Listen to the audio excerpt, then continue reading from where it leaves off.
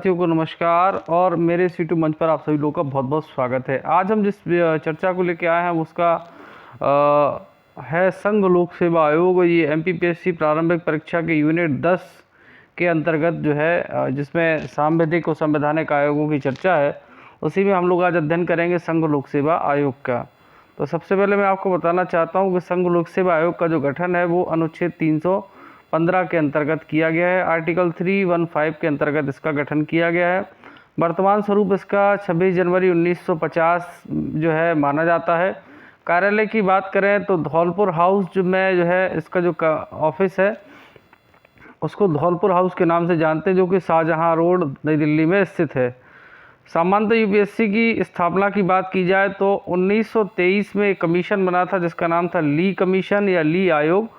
उसके सुझाव पर सबसे पहले 1 अक्टूबर 1926 को इसका गठन हुआ। संवैधानिक उपबंधों की बात की जाए तो ये भारतीय संविधान के भाग 14 के अंतर्गत जो है अनुच्छेद 315 से 323 के बीच में स्थित है ना। यानी जो चर्चा है भाग 14 में अनुच्छेद 315 से 323 के बीच में यूपीएससी के बारे में जो है उल्लेख किया गया है।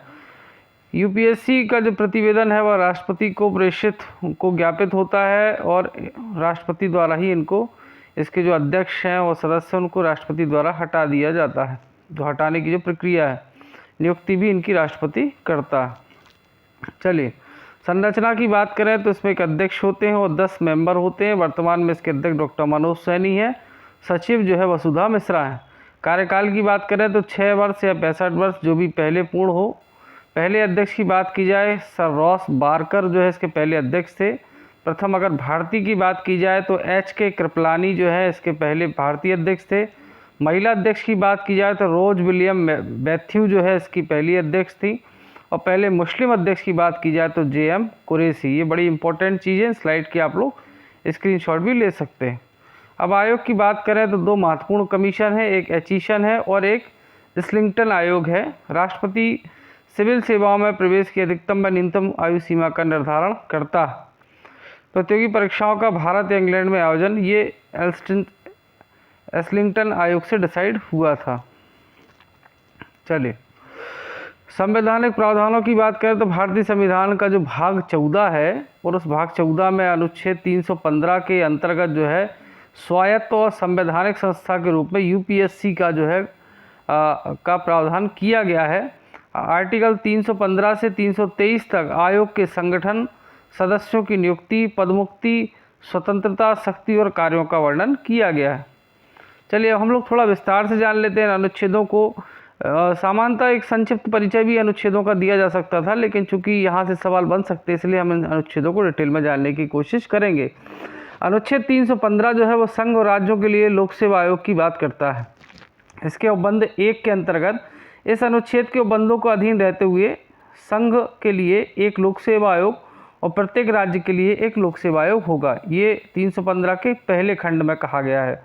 दूसरा जो खंड है, 2 या 2 से अधिक राज्य यह करार कर सकेंगे कि राज्य के उस समूह के लिए एक ही लोक सेवा आयोग होगा और यदि इस आशय का संकल्प उन राज्यों में से प्रत्येक राज्य के विधानमंडल के सदन द्वारा या जहां 2 सदन हैं वहां प्रत्येक सदन द्वारा पारित कर दिया जाता है तो संसद उन राज्यों की आवश्यकताओं की पूर्ति के लिए विधि द्वारा संयुक्त राज्य लोक सेवा आयोग की, जिसे इस अध्याय में संयुक्त आयोग कहा गया है, नियुक्ति कर उपबंध करेगी या कर सकेगी।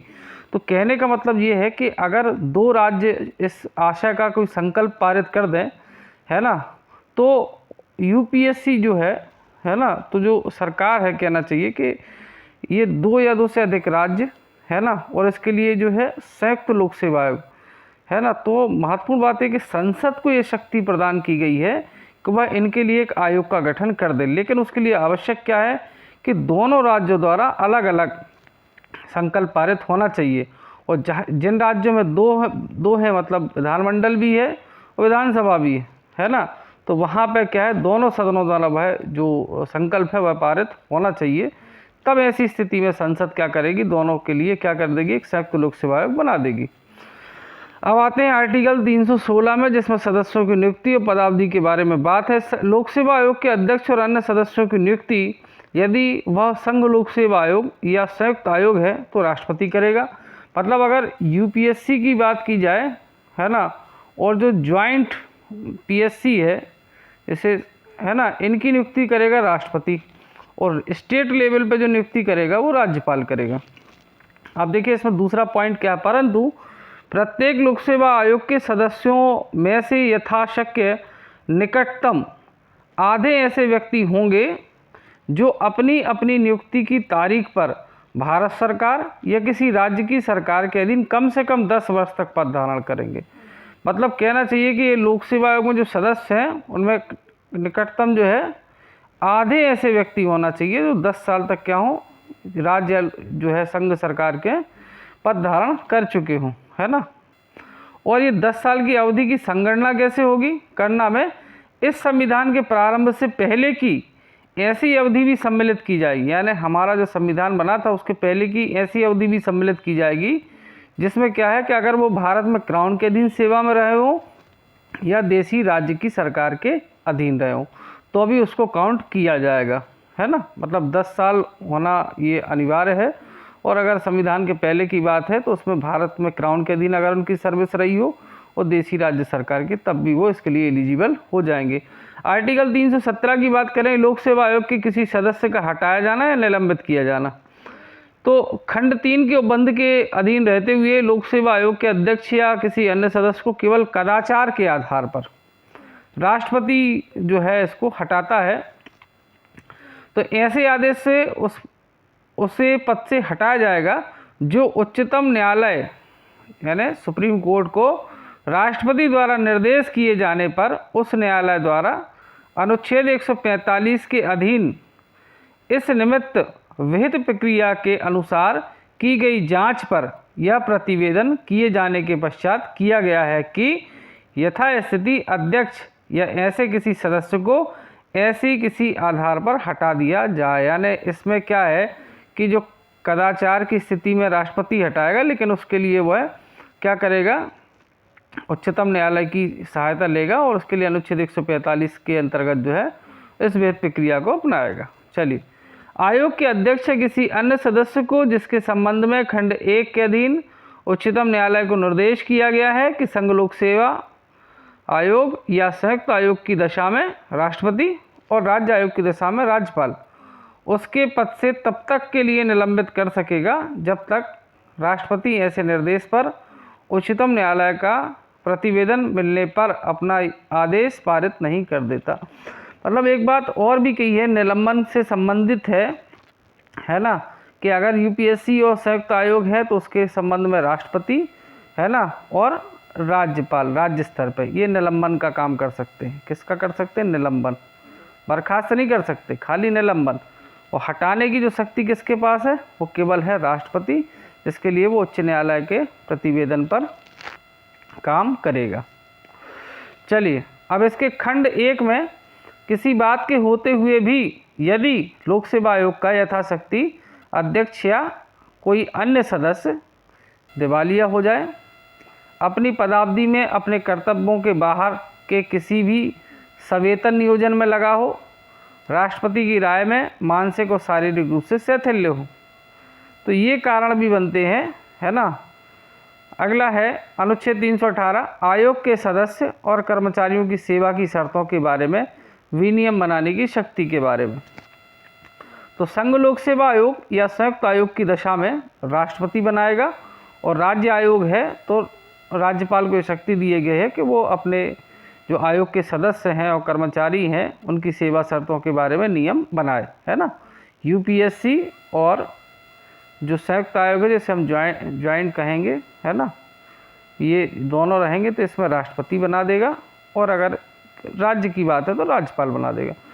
आयोग के सदस्यों की संख्या और उनकी सेवा की शर्तों का निर्धारण कर सकेगा। आयोग के कर्मचारी वित्त के सदस्यों की संख्या और उनकी शर्तों के संबंध में वो बंद कर सकेगा। मतलब संख्या कितनी होना है, उनकी सेवा की शर्तें क्या रहेंगी, ये सब निर्णय करने का अधिकार इन लोगों को रहेगा। परंतु लोक सेवा आयोग के सदस्य की सेवा की शर्तों में कोई अलाभकारी परिवर्तन नहीं होगा उनकी नियुक्ति के बाद। ये बड़ा महत्वपूर्ण पॉइंट है। अनुच्छेद 319 में कहा गया है कि आयोग के सदस्यों द्वारा ऐसे सदस्य न रहने पर पद धारण करने के संबंध में प्रतिषेध।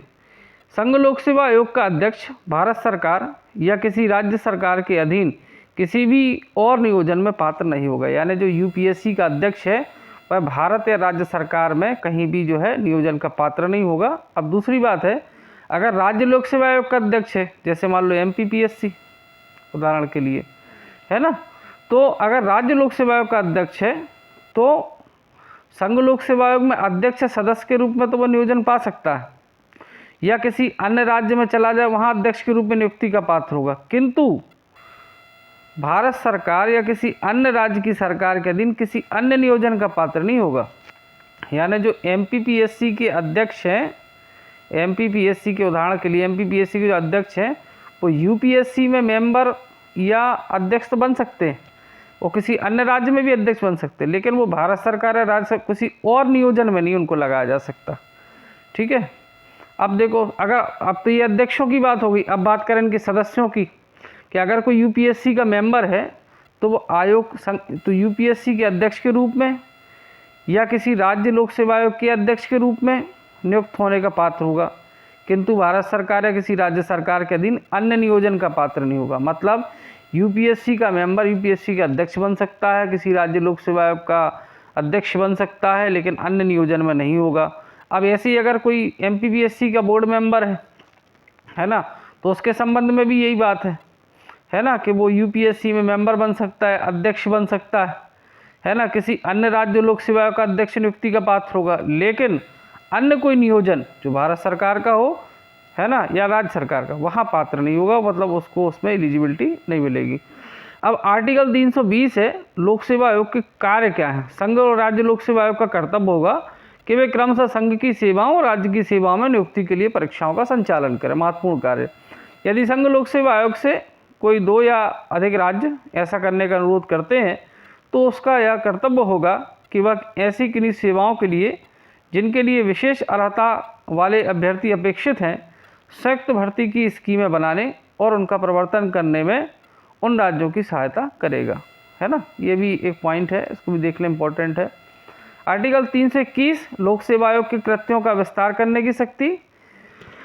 यथाशक्ति संसद द्वारा या किसी राज्य की विधानमंडल द्वारा बनाया गया कोई अधिनियम संघ लोक सेवा आयोग या राज्य लोक सेवा आयोग द्वारा संघ की या राज्य की सेवाओं के संबंध में और किसी स्थानीय प्राधिकारी या विधि द्वारा गठित अन्य निगमित निकाय या किसी लोक संस्था की सेवाओं के संबंध में भी अतिरिक्त कृत्यों के प्रयोग के लिए उपबंध कर सकेगा, है ना। देख लें, खाली ये भी पढ़ लें तो काम चल जाएगा, बहुत डिटेल पढ़ने की इसकी आवश्यकता नहीं है। 22 में लोक सेवा आयोग के व्यय हैं। संघ राज्य लोक सेवा आयोग के व्यय जिनके अंतर्गत आयोग के सदस्य हैं, कर्मचारी हैं, उनके संदेय को वेतन भत्ता पेंशन है, ये सारी चीज़ें कहाँ पर होंगी? भारत की संचित निधि या राज्य की संचित निधि। अगर यूपीएससी का मामला है तो भारत की, और स्टेट का मामला है तो राज्य की संचित निधि। आर्टिकल 323 लोक सेवा आयोग के प्रतिवेदन।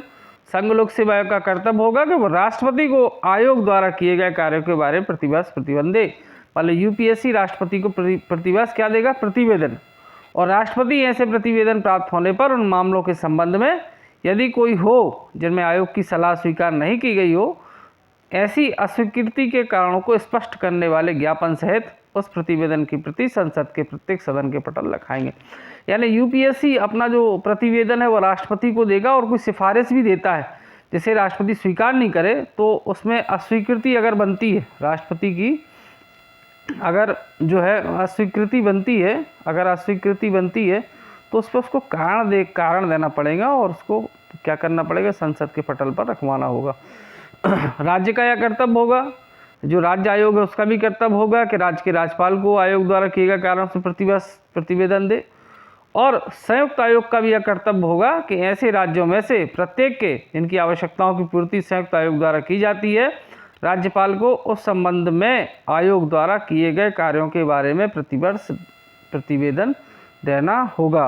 और दोनों में से प्रत्येक दिशा में ऐसा प्रतिवेदन प्राप्त होने पर राज्यपाल उन मामलों के संबंध में यदि कोई हो जिनमें आयोग की सलाह स्वीकार नहीं की गई थी, ऐसी अस्वीकृति के कारणों को स्पष्ट कारण करने वाला ज्ञापन सहित उस प्रतिवेदन की प्रति राज्य के विधानमंडल के समक्ष रखवाएगा। ठीक है। 323 काम है प्रशासनिक अधिकरण की बात की गई है। नेक्स्ट बात करें 323 खा में अन्य विषयों के लिए अधिकरण है। अब संरचना की बात करें तो एक अध्यक्ष होते हैं और 10 सदस्य होते हैं। सदस्य संख्या निर्धारित नहीं है हालांकि, लेकिन फिर भी 10 सदस्य लगभग माने जाते हैं कि 10 सदस्य होते हैं। फिलहाल में अभी 7 मेंबर हैं, लेकिन अगर प्रावधान की बात की जाए तो सदस्य संख्या निर्धारित नहीं है। सदस्य संख्या को निर्धारित करने का जो अधिकार है वो राष्ट्रपति को है। आयोग के आधे सदस्यों के लिए भारत सरकार या सरकार में कम से कम 10 साल का अनुभव होना चाहिए, जिसकी चर्चा हम लोग कर चुके हैं। संघ लोक सेवा आयोग के परामर्शदात्री कार्य में ये देख लीजिएगा, भर्ती संबंधी है। एक तो लोक सेवक के अनुशासनात्मक विषय पर सरकार को परामर्श देना है, सिविल सेवक द्वारा अपने कर्तव्यों के पालन में तथा उसके विरुद्ध कार्यवाही की प्रतिरक्षा में एवं उसके द्वारा किए जाने वाले व्यय के संबंधी कार्य हों उसमें परामर्श देना। शासकीय सेवा में रहते हुए चोटिल हो जाने की दशा में उसे पेंशन देने के लिए सरकार को सलाह देना। एक सेवा से दूसरी सेवाओं स्थानांतरण पदोन्नति के विषय पर सरकारी सलाह देना, है ना। अब कुछ महत्वपूर्ण इंपॉर्टेंट फैक्ट्स की बात करें, है ना, कि भारत में सिविल सर्विसेज का जनक कॉर्नवालिस को माना जाता है। भारत में प्रशासनिक सेवाओं का जनक जो है वो सरदार वल्लभ भाई पटेल को माना जाता है। 26 जनवरी 1950 को फेडरल यानी जिसे हम लोग कहते हैं संघीय लोक सेवा आयोग को संघ लोक सेवा आयोग नाम दिया गया और इसका जो आधार है वह संविधान का अनुच्छेद 378 खंड 1, इसको देख लीजिएगा, बहुत इंपॉर्टेंट। मतलब जो 1935 में संघीय लोक सेवा आयोग बना था वह 26 जनवरी 1950 को संघ लोक सेवा आयोग बन गया और उसका जो आधार था वह भारतीय संविधान का अनुच्छेद 378 का खंड 1 है। चलिए नेक्स्ट, केंद्रीय लोक सेवा आयोग का गठन भारत शासन अधिनियम 1919 की कौन सी धारा 96C के अंतर्गत 1 अक्टूबर 1926 को किया गया। भारत शासन अधिनियम 1935 के अंतर्गत इसका नाम परिवर्तित करके संघीय लोक सेवा आयोग कर दिया गया। ठीक है। नवीन लोक सेवा आयोग के गठन का अधिकार किसको है? राज्यसभा को। भारतीय वन सेवा का गठन 1 जुलाई 1966 को हुआ। रॉयल कमीशन का संबंध जो है वो लोक सेवा आयोग से है। पहली बार जो गठन जो है लोक सेवा का, इस संबंध में ली आयोग 1923 की सिफारिश बड़ी महत्वपूर्ण है ना, और इसका गठन किया गया 1926 में, जिसके पहले अध्यक्ष थे सर रोज बारकर। चलिए, संघ लोक सेवा आयोग केंद्रीय भर्ती अभिकरण की महत्वपूर्ण भूमिका निभाता है। आयोग के अध्यक्ष और सदस्यों को दूसरे कार्यकाल हेतु पुनर्नियुक्ति या पुनर्नियुक्त नहीं किया जा सकता। ये बड़ी महत्वपूर्ण बात है पुनर्नियुक्ति वाली। और अगर बात की जाए अभी तक, थोराट समिति 1967, कोठारी समिति 76, सतीश चंद्र समिति 1989, अलग समिति 2001, पीसी होता समिति 2004, अरुण नगवेकर समिति 2012 का संबंध सिविल सेवा सुधार से है। ये बड़ी महत्वपूर्ण समितियां हैं, इनको थोड़ा सा देख लीजिएगा। चलिए, सिविल सेवा में पहली जो प्रथम खुली प्रतियोगिता पुलिस सेवा वाली है ना, उसका आयोजन जून 1893 में इंग्लैंड में हुआ। धौलपुर हाउस जहाँ पे यूपीएससी का हेडक्वार्टर है ना, उसका जो निर्माण है वह धौलपुर के राजा उदयभान ने 1920 में कराया था। अध्यक्ष और सदस्यों की जो सेवा शर्तें हैं वह संघ लोक सेवा आयोग सदस्य विनियमावली 1969 में दिए गए उपबंधों के अनुसार संचालित होती हैं। यानी इनकी जो सेवा शर्तें हैं उसके लिए अधिनियम बना था 69 में, है ना। तथा इसी प्रकार संघ लोक सेवा आयोग के सचिवालय के अन्य अधिकारी तथा कार्मिकों की सेवा अलग नियमों द्वारा संचालित होती है, जिन्हें संघ लोक सेवा आयोग स्टाफ विनियमावली 1958 के नाम से जाना जाता है। इम्पोर्टेंट चीज़ है ना। अब बात करें हम लोग सेवाओं की, 3 सेवाएं हैं अखिल भारतीय, आईएएस, आईपीएस और आईएफएस। चलिए अब जान लेते हैं भाई, लाल बहादुर शास्त्री राष्ट्रीय प्रशासनिक अकादमी, मुख्यालय मसूरी उत्तराखंड में स्थित है। स्थापना 1959 में हुई। आईएएस ट्रेनिंग स्कूल दिल्ली और आईएएस स्टाफ कॉलेज शिमला को मिलाकर। उद्देश्य क्या है? उच्चतर सिविल सेवाओं के अधिकारियों को प्रवेश, मिड कैरियर प्रवेश उपरांत प्रशिक्षण प्रदान करना। सेकंड है सरदार वल्लभ भाई पटेल राष्ट्रीय पुलिस अकादमी, जिसे हम लोग पुलिस अकेडमी भी कहते हैं, आईपीएस की ट्रेनिंग होती है। यह देश का पुलिस प्रशिक्षण है, जिसकी स्थापना 1948 में पुलिस प्रशिक्षण कॉलेज के रूप में माउंट आबू राजस्थान में हुई थी, है ना। आगे 1967 में इसका नाम राष्ट्रीय पुलिस अकादमी, है ना, व 1974 में सरदार वल्लभ भाई पटेल राष्ट्रीय पुलिस अकादमी कर दिया गया। फरवरी 1975 में इसे स्थानांतरित कर दिया गया। वर्तमान में कहाँ पे है ये? हैदराबाद में, है ना, ये आईपीएस का। और वहीं आईआरएस का भी ट्रेनिंग सेंटर है, वो एनएडीटी नागपुर में स्थित है। आशा है आप सभी लोगों को मेरा वीडियो पसंद आया होगा। सभी का बहुत बहुत धन्यवाद।